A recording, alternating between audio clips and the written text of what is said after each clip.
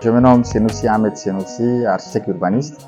On a participé à cette journée de réflexion sur les inondations au Tchad à travers le collectif des acteurs urbains pour apporter notre modeste contribution à titre volontaire au niveau vraiment de l'activité urbaine au Tchad, de la politique également gouvernementale pour que les techniciens, les apports des techniciens puissent être considérés et pris en compte.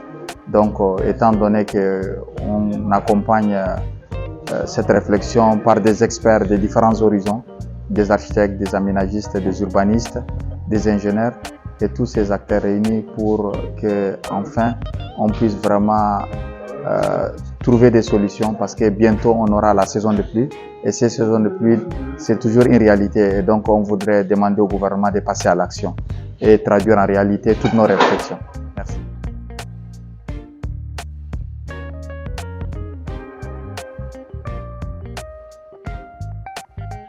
Je m'appelle Ndolonsou Fakadi Solange, je suis urbaniste aménagiste, je représente ici l'association des urbanistes du Tchad.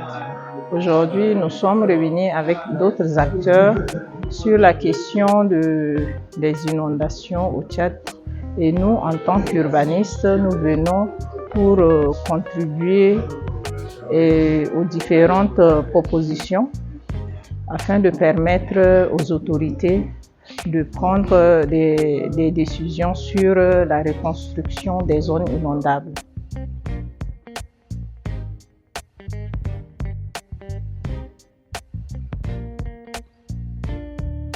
Je m'appelle Alaougam Abdoul, je suis membre du collectif des acteurs urbains. En fait, le collectif des acteurs urbains, c'est une initiative qui est née d'un constat sur les inondations en 2020. Et ce collectif se regroupe des professionnels du métier de la ville, qui sont donc des architectes, des ingénieurs urbains, des urbanistes et bien d'autres corps qui interviennent dans ce collectif. Et aujourd'hui, nous sommes réunis ici au niveau de l'NTP pour travailler déjà sur le rapport que nous avons eu à élaborer.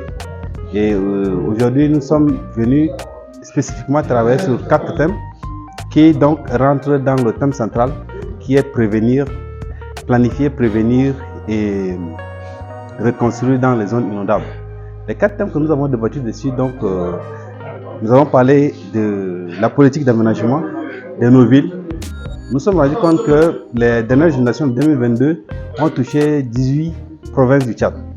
Alors, donc, quelle est la politique d'urbanisation qui est adaptée à ces villes-là? Voici donc le premier thème sur lequel nous avons travaillé. Le deuxième thème, nous avons abordé la question sur les vulnérabilités de nos villes. Quels sont les facteurs de vulnérabilité de nos villes? Le troisième thème, nous avons essayé de revenir sur les propositions que nous avons faites. Est-ce que ces propositions s'adaptent aux réalités dans lesquelles nos populations vivent et également les moyens qui permettent de réaliser ces propositions-là? Est-ce que les moyens, nous en disposons nécessairement pour pouvoir réaliser ces objectifs-là? Et en dernière position, nous avons parlé donc de partenariat. Aujourd'hui, quand l'État a mis sur pied le comité de crise, ils ont arboré plusieurs acteurs qui interviennent. Et nous nous sommes dit, pourquoi pas intervenir en tant qu'acteur dans cette riposte nationale-là? Voilà un peu sur les sujets sur lesquels nous avons débattu aujourd'hui et nous sommes très heureux d'apporter ces contributions-là. D'ici le 16 mars prochain, on va donc prendre part à la réunion du comité de crise et nous espérons présenter ces résultats-là devant les autorités et aller un peu plus en profondeur sur la question des inondations au Tchad. Merci.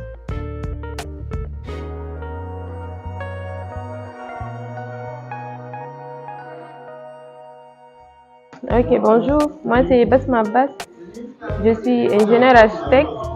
On s'est réunis aujourd'hui dans le cadre de la journée de réflexion sur les inondations du Tchad. On s'est réunis pour essayer d'apporter notre contribution au développement de nos villes pour qu'elles puissent faire face aux inondations et qu'elles soient résilientes aux problématiques des changements climatiques et des inondations.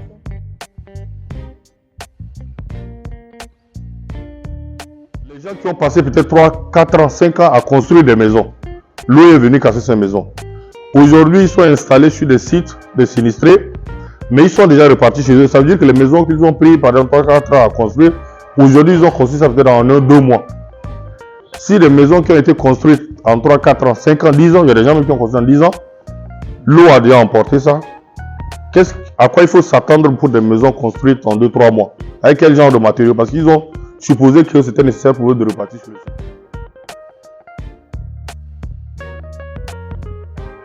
Donc techniquement, c'est qu'aujourd'hui, nous pouvons faire des propositions dans ce sens que même dans la ville de Niamey, il y a beaucoup de poches non occupées.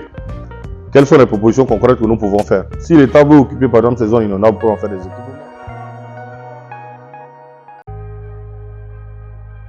C'est quoi la vulnérabilité? Qu'est-ce qui cause la vulnérabilité? Voilà des questions que nous allons faire ressortir dans cette phase-là. Éventuellement, nous allons faire ressortir les facteurs de vulnérabilité de nos villes.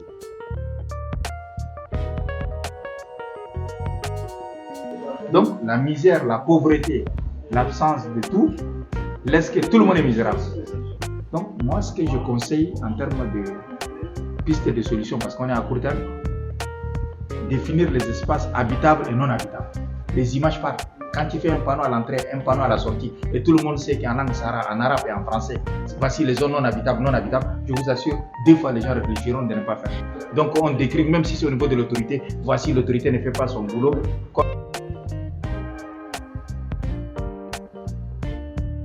Le premier facteur de la vulnérabilité aussi, c'est le coût cher des matériaux de construction. Si vous constatez, devant nous ici à Niamey, ce n'est pas tout le monde qui a accès à construire avec des matériaux durables.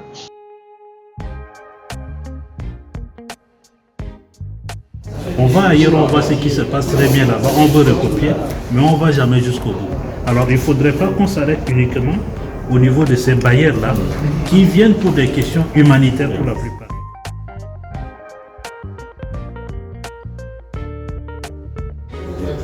Maintenant, la réflexion qu'on demande de faire, c'est de réfléchir aussi au-delà des processus d'accès au logement et de réfléchir à quels sont les logements qui peuvent résister à l'inondation.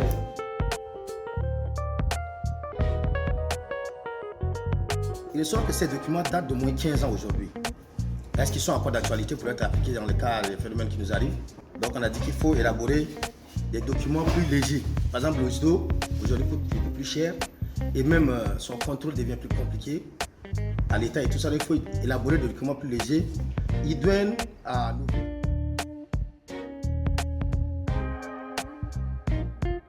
Et dans ce sens-là, nous avons cité un certain nombre de facteurs de vulnérabilité auxquels fait face les villes dans le contexte des changements climatiques.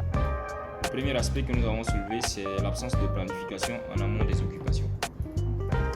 Je précise déjà qu'il y a eu assez d'idées, mais que nous avons regroupées en quelques grands groupes, notamment l'absence de planification en amont des occupations. Il y a aussi une absence d'état des lieux des espaces déjà occupés. Vu qu'il n'y a pas eu de planification en amont, après que les surfaces habitables soient occupées, il n'y a pas eu d'état des lieux qui a suivi.